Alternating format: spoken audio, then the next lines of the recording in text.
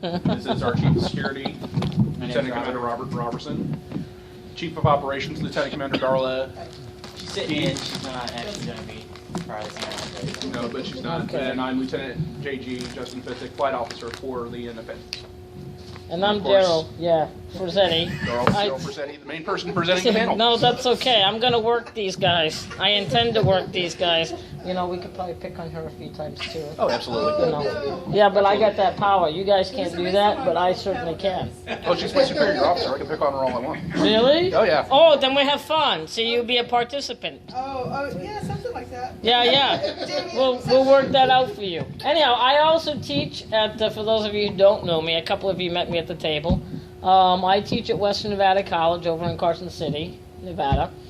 And that was an extra 2 hours on the road getting here because the ice and the fog had me slow way down. Usually what's a 2-hour drive was doubled, but that was okay. I also do research. I've done research for the last several years on not only fandom subcultures, particularly Star Trek, which has become almost like a lifelong project at this point. And it could even be a longer lifelong project beyond my lifetime, I'm sure. But I do a lot of work on looking at cultural themes in science fiction, fantasy, comics, looking at comics and science fiction and fantasy as, contemporary mythology as well. So those are some of the things that we'll talk about today. I've outlined on our fancy whiteboard behind me some of the main concepts that go into a talk about Star Trek fandom, but I'm totally open to taking this, wherever people want to take it. Usually when I come in, I have an outline, I'll start, going through some of it, but then, we take it where it goes. And I'd love to have some input from Starfleet. Thank you. So with that, one of the things that prompted me to ask, thank you. And now I'm living with my cough drops here. After a while that gets to you, but I just don't want to start hacking on everyone. One of the things that prompted me to put together a panel on this were two things. One was my original survey on Star Trek fandom that I did back in 2010. The original fandom survey was 2010. We had a few thousand people respond to it through online survey links that I had. And then I did subsequent follow-ups to that at the request of StarTrek.com. Now, StarTrek.com was offline for a while, as most of us know. I don't know if everybody knows. And, fans have had different opinions about them from time to time. Well, I think one of the biggest things, and you can agree or disagree, is that Star Trek, Paramount, CBS, has always seemed to have a disconnect with the fans. Okay, we're all in agreement. That's good. Whatever we say in here never leaves this room. Okay. And as a fan, of course, I have felt that myself. So it was interesting when they approached me and said, hey, we saw some of your work on fan culture. Would you help us revise our site? Would you do some surveys for us? So I did. Now, they wanted to tailor the questions certain ways. And you knew they were after some information. They were asking me to look into, where fans were getting their Star Trek information from. What other websites, what other sources were you using? So it was like a spy mission. You could tell what was going on.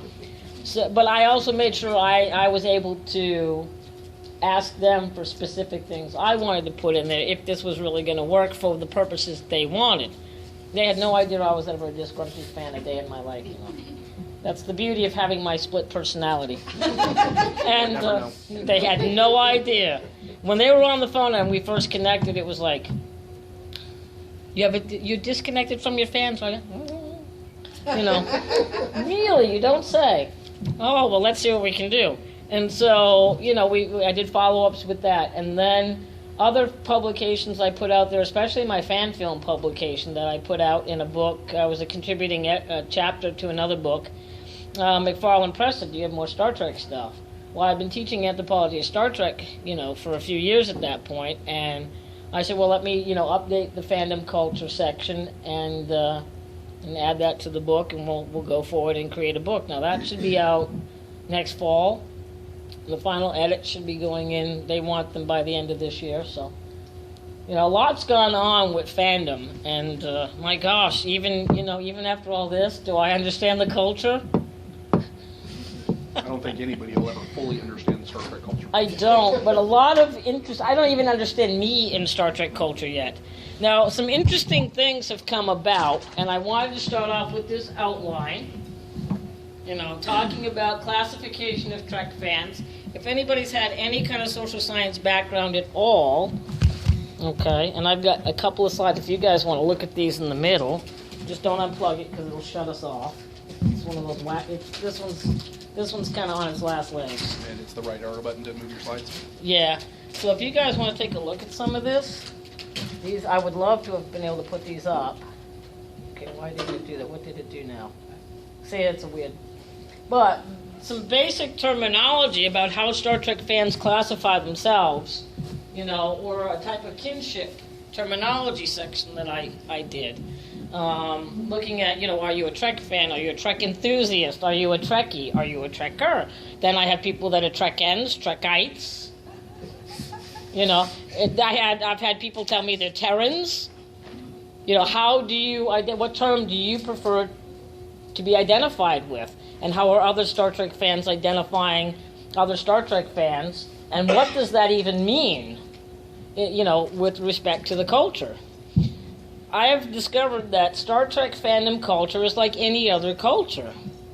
It's highly diverse, you know, and that's a good thing.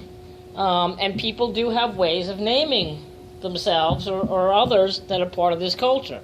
So, what did we discover about classifying fans? And you guys can totally, I have volumes on what people had to say about what constitutes a Trekkie. Now ask me if any two people agree. No. Okay, so that's the first order of business. Snowflake syndrome. She said snowflake. Snowflake syndrome. Well, okay. Oh, now this is a question. Now I've got an opportunity. I've got Starfleet sitting here. They're not getting out of here. This is an opportunity for me. Oh, you have it. Oh, no, I can be quick as a bunny rabbit. Oh, you'll probably catch me. I'm not very fast. I'm just tough, sturdy. Okay, yeah, see, I might not survive the last battle there, but okay. If you're looking at just the terms before we get into anything else, Starfleet to me has been this whole other entity that is like a subculture within. I've given up calling Star Trek fandom a subculture. As I've gone through this, I've totally decided it's a valid culture unto itself. Okay? And Starfleet, to me, has become a subculture within the mainstream fandom culture. Well, we have other subcultures in the mainstream fandom culture. You know, we've got the Klingons, we've got your Romulans, we've got them. And so you've got, just like any other culture, the subgroups within that culture. And then you've got people like me who've never dressed up. However, I'm an interesting individual because I started dressing up animals and taking them to costume contests. So you want to define me, go try it, because I can't even figure that out. There's a division of Starfleet called Pet Fleet. That's right. You can have your pets be a part of Starfleet. Now, really? Yes, sir. When did this happen?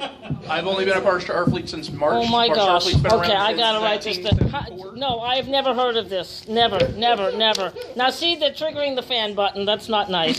Oh my God. Pet Fleet? Pet Fleet.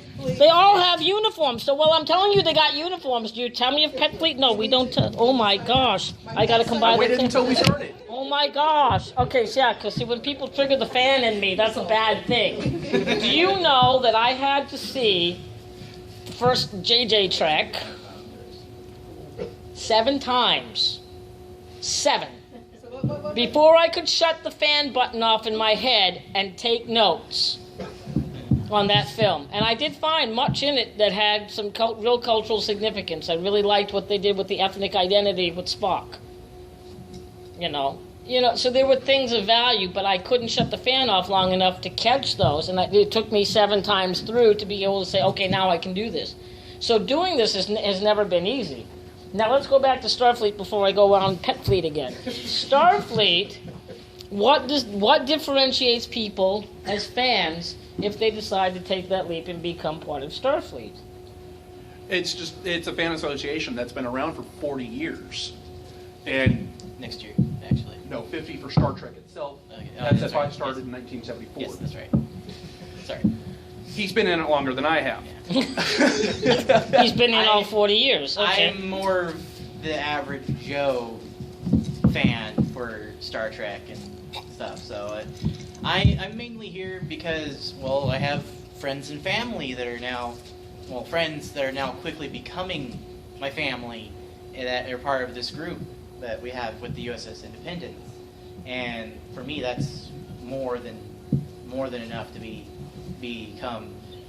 come to the cons dressed up and go out to places and embarrass ourselves and just have a good time and stuff. But for me, it's more about the camaraderie and friends and family aspects of. Okay, and that all. brings me to a couple of questions. Now, for me, I've been in this since I was about 12. So you're going back to like late 80s. Next Generation started in 1987. Don't make me go there. I refuse to watch Next Gen. For the first 3 years, You missed All the shows. I refuse to accept Picard in any way, shape, or form. As a fan, I waited 3 years. When he was going to be blown away as a Borg, I was right there watching. Right? Riker has disappointed me for years. Riker, the wimp who can't become captain and be the Kirk that he should be? I see, triggering the fan stuff. You missed That's out the whole on idea behind this panel, right? Yeah. But me as a fan, but so we'll get into that though, because I'm one of those purist people. If you are not William Shatner Kirk, I have my issues. I have my lines I will not cross. Should have been at the panel yesterday. I was It was 50 years. You mean the one where I'm taking all that time to drive over the hill in the That's fog right, and the ice yeah. and all that? That's To right. get here, that's good. Yeah, I know. I You could have tried. had a hotel room. You could have stayed. I do have a hotel room. It just took me time to get from Carson to here because I had to teach Thursday evening, so I came in yesterday.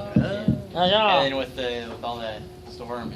The traffic, yeah. Yeah, so it took me a little bit. But now this is interesting what he had to say, you had to say, because you consider yourself, or do you still consider yourself just, an average fan? And what does that mean? I like Star Trek. Don't get me wrong. I like it, but I don't like it to the point that a lot of other people that would call themselves members of the fandom do. Like I said, I'm here for my friends and family. That's how you got They're- recruited in Well, what do you think of Starfleet once you made that leap? Well, I've always liked the ideals that Starfleet has stood for, which is basically unity without prejudice and bigotry and hatred and anything like that. But at the same time, at this point in reality, in our world, it won't happen unless we actually get invaded by like an alien race or something, because there's just too much ideology and hatred built on those ideologies to have anybody look at each other and go, oh, you're just a human being just like me. Right. You mean So- like that battle forever. Yeah. Hold on, this is one of the big questions I ask.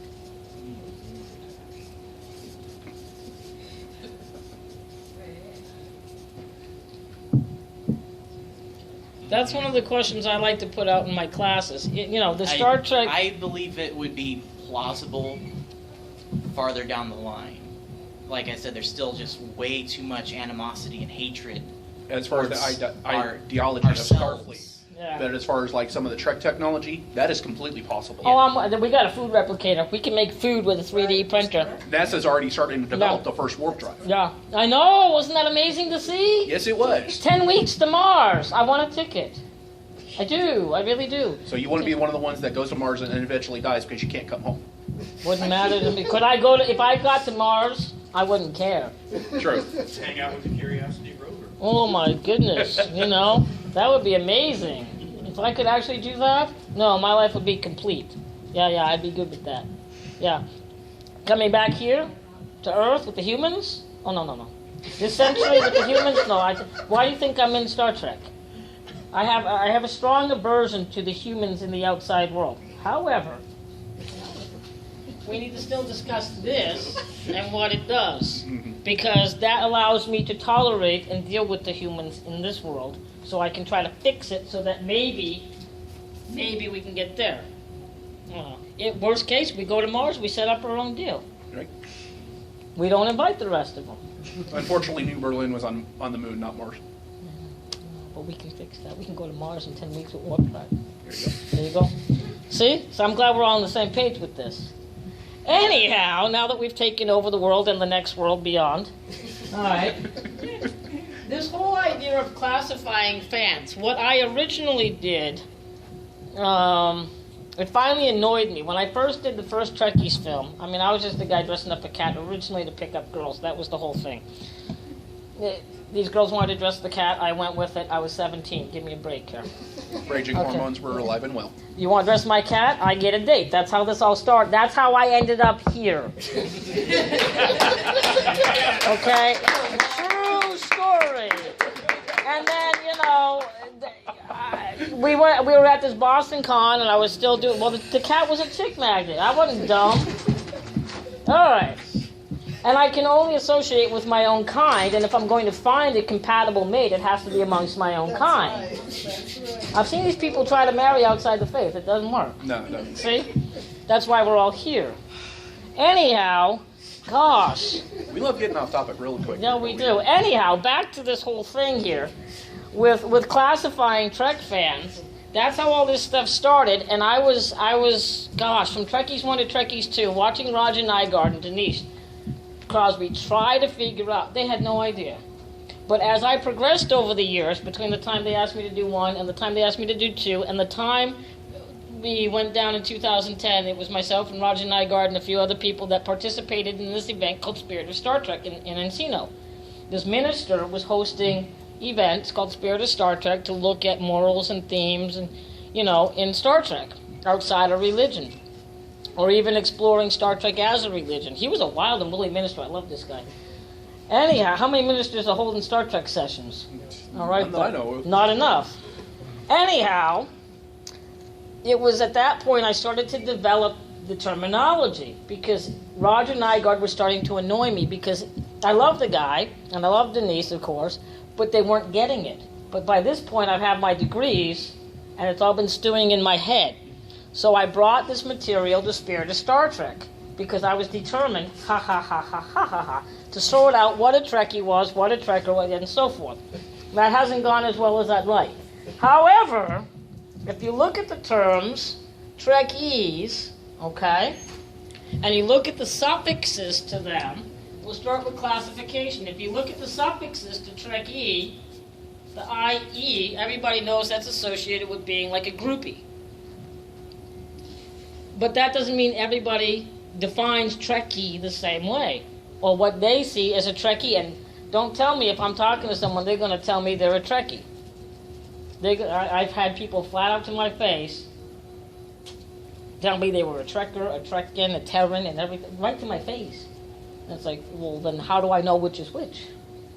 Because somebody else will come along and say just the opposite. So let's have at this terminology. Trekkie, what are some of my other ones I got there? Trekker. Trekite. This Trekite, I'll move my little thing here a little bit more for people. Is that better for everybody? This whole Trekite thing. What does the suffix ite mean? More like a resident or citizen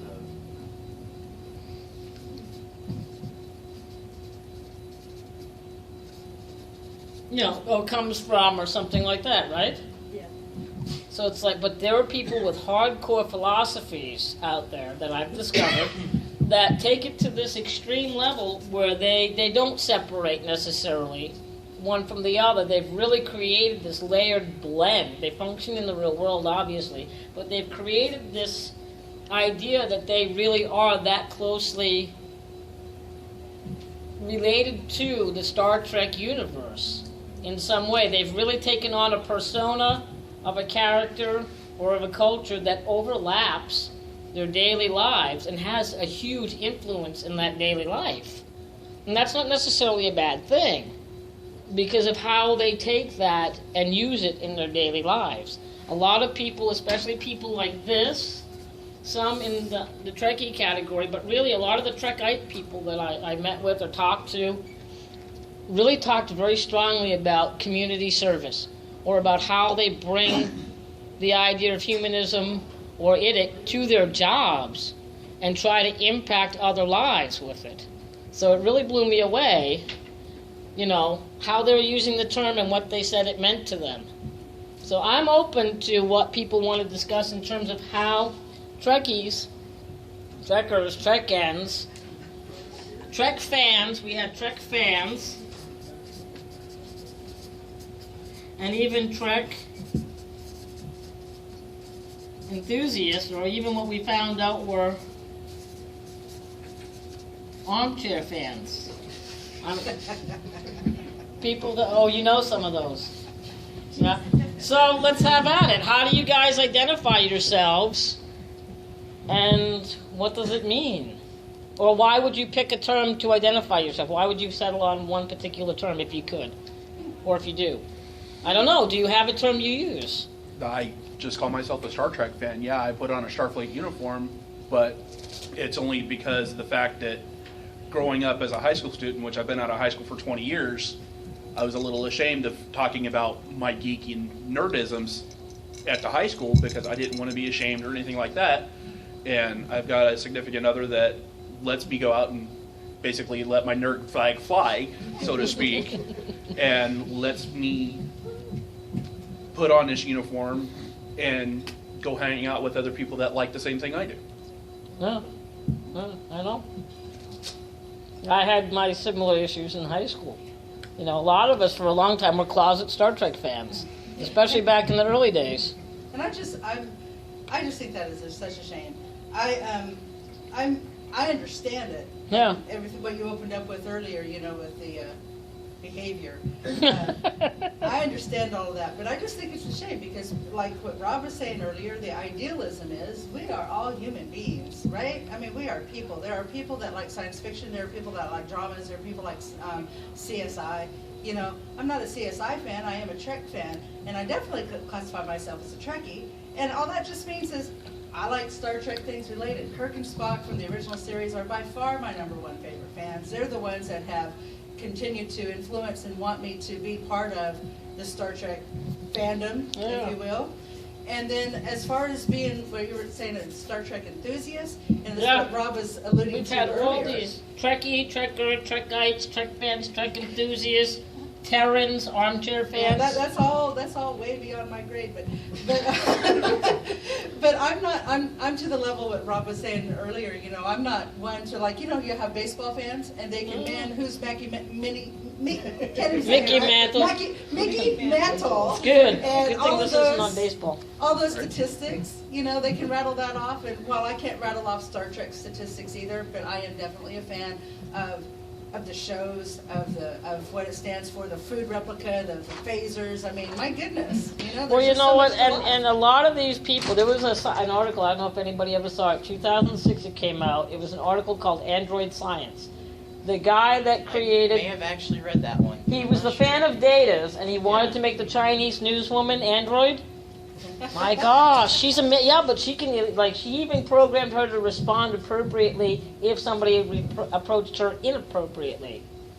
I mean, if you've never seen it, this is something you gotta see. And what was this? It was an article called Android Science, and now she's like a really famous android. She was modeled after a Chinese anchor woman. And he worked for years to create a data in real life. Interesting. Wow. So, I mean, a lot of these Trek, scientists galore are Trek fans. People in the medical profession are Trek fans. You don't have an uneducated population living in grandma's basement. Right. And from the work I've done, people do have a number of degrees, or they say that Trek influences their daily life, or maybe a career choice, or something they do for their community.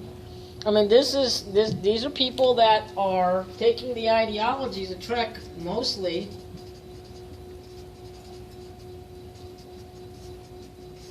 humanism and IDIC and applying it. And there are people working in the fields of science and education and across the boards to try to make this stuff happen, or at least they're working towards making the world better. No matter what you're calling yourself or what you call anybody else in fandom, and there's a lot of that going on, and obviously when one person says they're a Trekkie, it doesn't mean the same thing to somebody else I've discovered who may call themselves a Trekkie. Or they say, I'm not a Trekkie, I'm a Trek fan. You know, yeah. I was just wondering, Trekkie, Trekker, is there any kind of correlation with the length of time that they've been a fan? Yeah. Or with education levels, or Not so much with class, or anything like that? Not so much with any of that, no, none of those divisions, but there's a lot of people, a good number, who have said the difference is if you're a Trekkie, you came in with the original series. If you're a Trekker, you started with Next Gen. Interesting. And the huge numbers in response to either one of those. What makes a Trekkie or a Trekker? You know, and what are you if you came in with the new films? And we've had a lot, you know, and new films, whatever you think of them, brought in a lot of new people to Trek. I had a student, we were watching Into Darkness. He's like, you gotta watch, I refuse to watch a remake of Space Seed and every Khan film wrapped into one. But he insisted I watch this with him. So I did. And he's like, how do you know these lines? Really? It's like, but he thought this was the best film ever created on the planet. He's like 21 years old. First time I saw it, I head palmed when Spock yelled Khan. I'm like, come on, that's supposed to be Kirk on the Genesis planet. I'm not the only one that had the reactions.